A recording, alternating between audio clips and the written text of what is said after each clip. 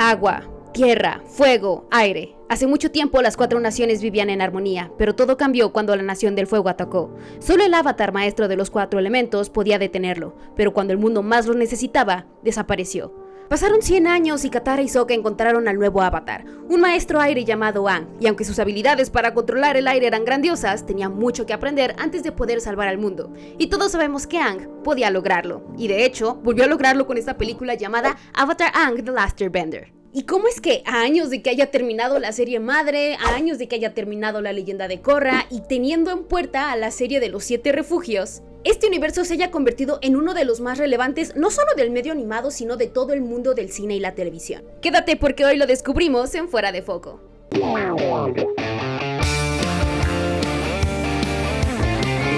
¿Qué tal, cinéfilos de Fuera de Foco? Mi nombre es Fer Ramírez y te doy la bienvenida a este bonito espacio donde, más allá de hablar del cine, nos dedicamos a estudiarlo desde otro enfoque.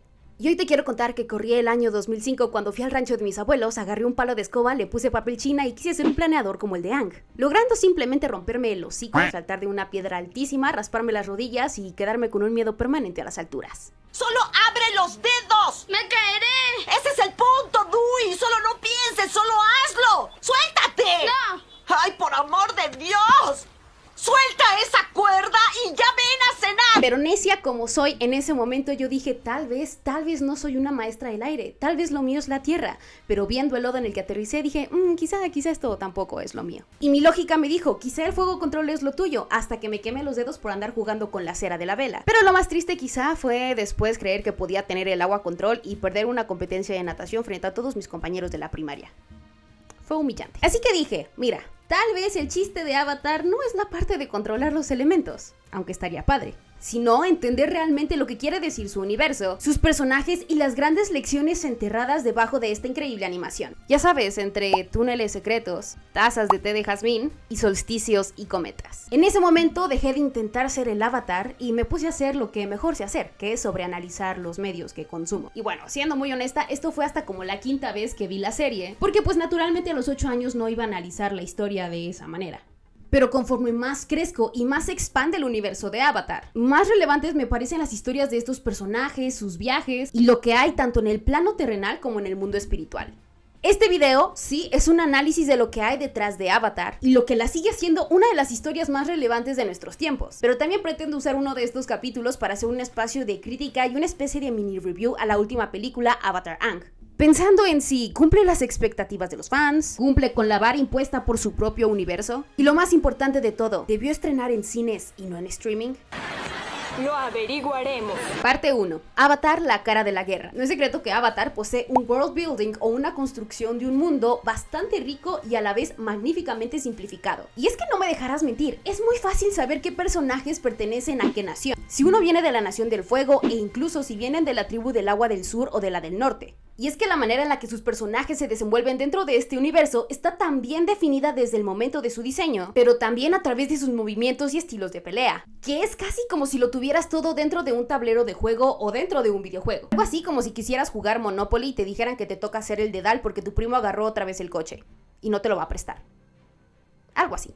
Los roles dentro de este universo están perfectamente definidos, y es justamente esta simplicidad la que nos permite explorar elementos un poco más complejos que hay enterrados en su historia. Es decir, una vez que tenemos más o menos definidas las bases de los personajes, sus antecedentes culturales, el estilo de pelea de cada uno y el contexto del que provienen, es muchísimo más sencillo navegar por lo que hay debajo de ellos, a través de sus personalidades, su papel dentro de la guerra, sus aspiraciones y por qué son como son. Abrimos una pausa para que me dejes en los comentarios cuál es tu personaje favorito del universo de Avatar, tanto de la leyenda de Aang como la de Korra o incluso de esta última película, y que me digas el por qué.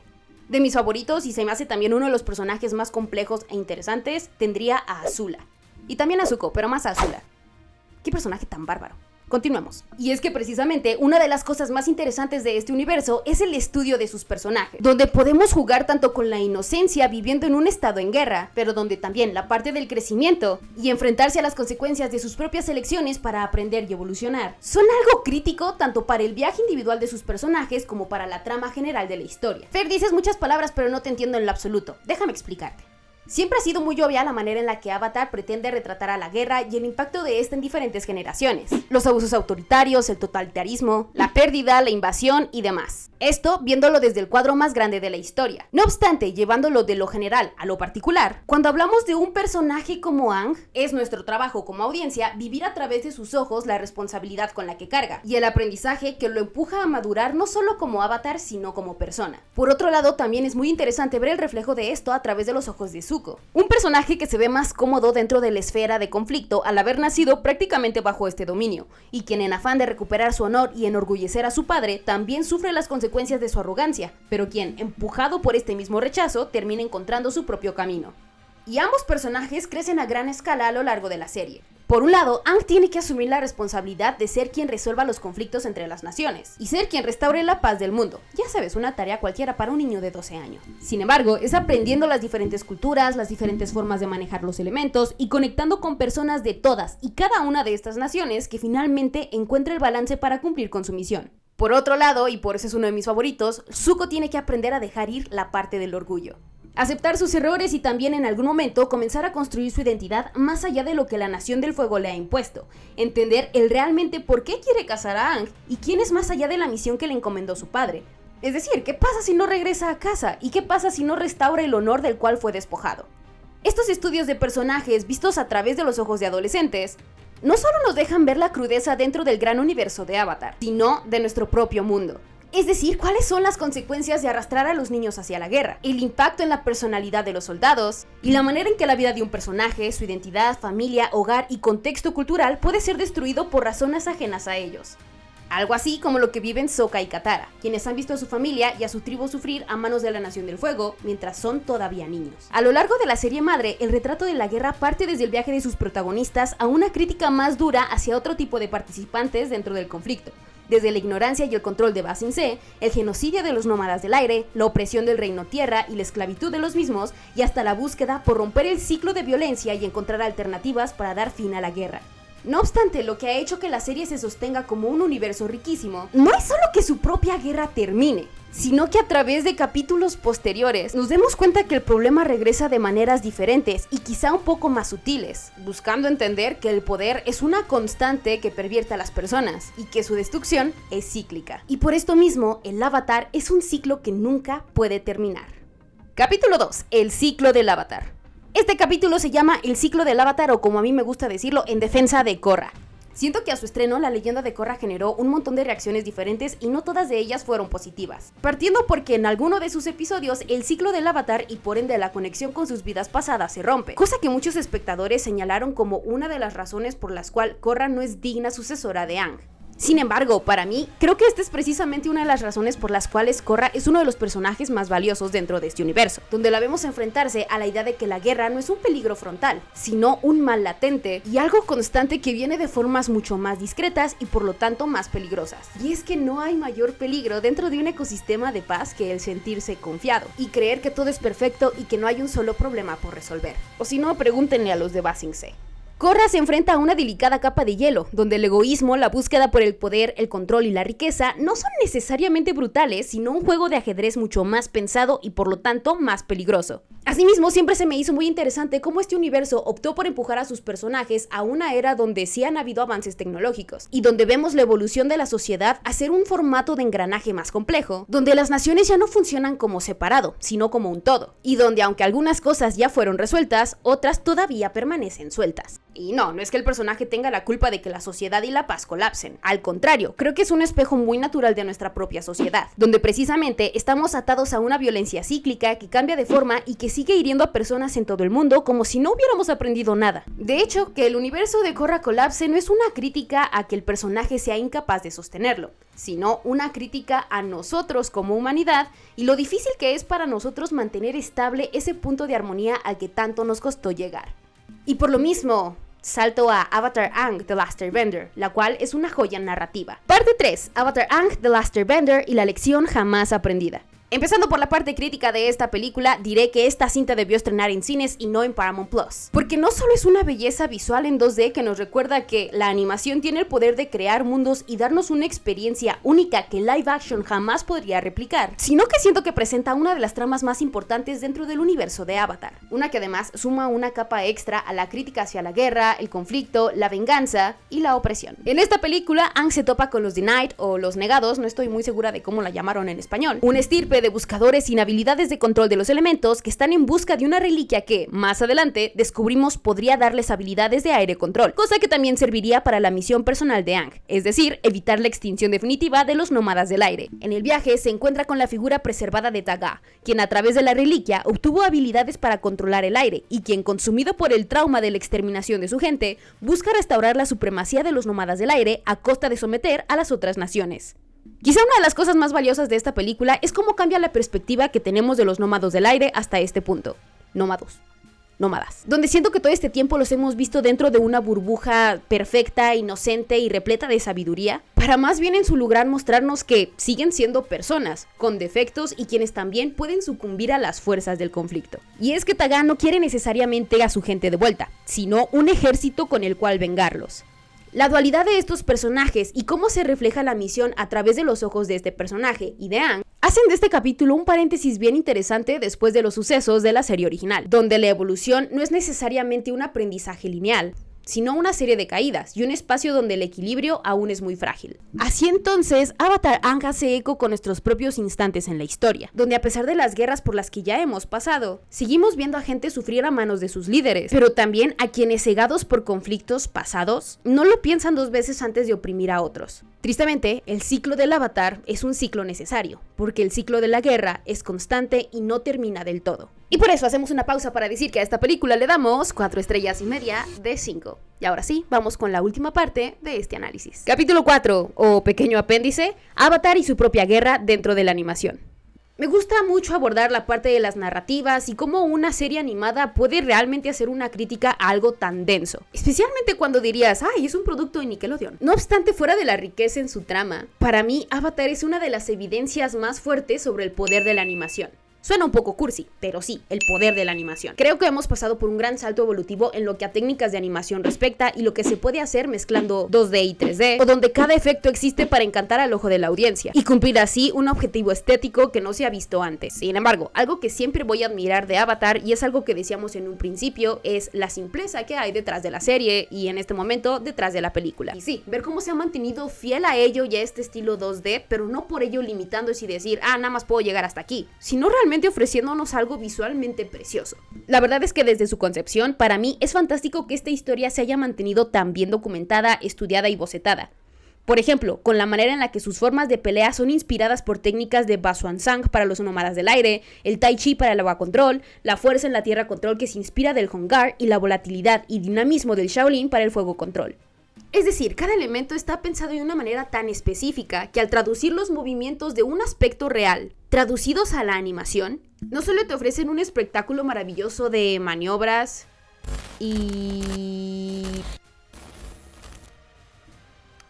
acrobacias era la palabra, sino que al momento de llevarlo a la animación hacen un poco más creíble la historia al estar tan conectadas con nuestro mundo. Lograr esta credibilidad a través de los dibujos animados no es algo sencillo, pero es algo que si se hace bien y que se logra conforme teníamos planeado, abre un puente entre nuestro mundo y el de la ficción, entregándonos sí una historia que existe dentro de su propia burbuja de fantasía, pero que a la vez es cercana a nosotros. Asimismo, la postura de sus personajes, no solo en pelea, sino en la manera en la que la animación retrata sus portes, movimientos y expresiones, los dota de una personalidad que sigue tangible a pesar del paso de los años. Y miren, ustedes saben bien, y si no lo saben igual se los voy a decir, que yo no soy partidaria que últimamente los estudios tomen historias animadas para llevarlas al live action, como si su origen fuera algo menor o que necesita algo más para ser perfecto. Creo que a veces la animación se está utilizando como una especie de boceto o de blueprint para intentar llevarse un producto hecho con CGI que pues la verdad no emociona ni nada. Si no, pregúntenle a Moana. Por eso mismo no amé la decisión de que esta película estuviera en una plataforma de streaming a la que muy pocas personas tienen acceso, más en esta economía. Esto cuando el universo de Avatar es tan querido por sus fans y tenía el potencial de atraer a un montón de personas a los cines. Tal vez soy yo soñado en que esto podría haber sido un triunfo taquillero. O tal vez no. Por eso siento que esta decisión de llevarla a streaming vino directamente de algunos ejecutivos que no entienden ni favorecen a la animación. Y también de algunas personas que no les gusta mucho esta crítica a la guerra. ¿Quién dijo eso? Fue el burrito. Y bueno, cosa que realmente habla de que la distribuidora no conoce exactamente al público al que le llevó esta historia en primer lugar, y que tampoco conoce el potencial de su universo. Todo esto en realidad habla de un mal que aqueja a la animación desde hace algunos años, en el que nuestras historias son vistas como algo menor, que si no es live action no cuenta, o que si es animación es porque seguramente es algo para niños. Hace falta muchísima comprensión sobre la animación como medio artístico, y que aunque algunas historias han intentado empujar, todavía nos deja a medias en el camino. Así que mi última petición sería que, si eres fan de la animación, no dejes de apoyarla. Sí, a través de ver estas historias en sus plataformas, pero también buscando historias en pantalla grande que pueden armarlas si le damos la atención necesaria. Por ponerte un ejemplo, y esto no viene pagado por absolutamente nadie, sino que es una película que ya vi, en unas cuantas semanas se estrenará Coyote vs. Acme, este proyecto que fue cancelado por Warner Bros. En su momento y que logró revivir de la muerte para llegar a los cines. Esta película rescata técnicas de animación 2D dentro de fotografía live action, algo que hemos visto hacerse desde Mary Poppins o Roger Rabbit, Space Jam y otras películas. Y algo que sin duda aporta algo muy valioso a la manera en la que entendemos cómo funciona el mundo de las caricaturas versus el mundo real. O por otro lado, viendo proyectos como Avatar y los 7 refugios, la siguiente historia dentro del universo de Avatar, que también contará con un estilo diferente y que sabemos está limitado por su presupuesto, precisamente por la poca fe que tienen los estudios en los proyectos animados. Avatar Aang para mí fue una demostración de que el 2D todavía tiene mucho para ofrecer dentro de este universo, por lo que también fue algo triste para mí escuchar la cancelación del proyecto de Zuko, cuando, como hemos analizado, estas historias tienen un gran valor artístico, narrativo y crítico, y que de hecho son más relevantes que nunca antes. Cinéfilo, si llegaste hasta aquí te agradezco mucho el haberme acompañado a descubrir qué es lo que hay detrás del universo de Avatar y de manera más específica detrás de la película Avatar Aang The Last Airbender. Me da mucho gusto decirte que cada semana me estarás viendo aquí en Fuera de Foco analizando distintos aspectos del mundo de la animación, algún otro tipo de narrativas y pues metiéndole más a los rants críticos sobre un montón de temas, pues porque me gusta hablar y me dieron permiso de hacerlo. Gracias por venir a mi TED Talk, muchas gracias por llegar hasta este punto. Si este video te gustó, dale like aquí abajo, deja un bonito comentario y si todavía no lo has hecho, te recordamos que por aquí abajo aparece el botón de suscribirte y para que actives también la campanita de notificaciones y estés al tanto de todas las cosas que estamos subiendo semana a semana para ti y en especial esta bonita sección llamada Desde Otro Enfoque. Te recuerdo que mi nombre es Fer Ramírez y en mis plataformas Twitter, Instagram, Letterboxd, Substack me encuentras como @hernamesfer, donde todo el tiempo estoy subiendo contenido igual para Fuera de Foco, analizando temas de animación, de otras series, entrevistas y demás. También te recuerdo que puedes seguir al resto del equipo de Fuera de Foco en Fuera de Foco Latam en Instagram, donde todo el tiempo estamos subiendo contenido especialmente curado para cinéfilos como tú. Te amamos. Este es un corazón. Ya no sé cómo lo hacen las generaciones de hoy. De nuevo te agradezco el haberme dejado compartir este bonito espacio contigo el día de hoy y nos vemos a la próxima.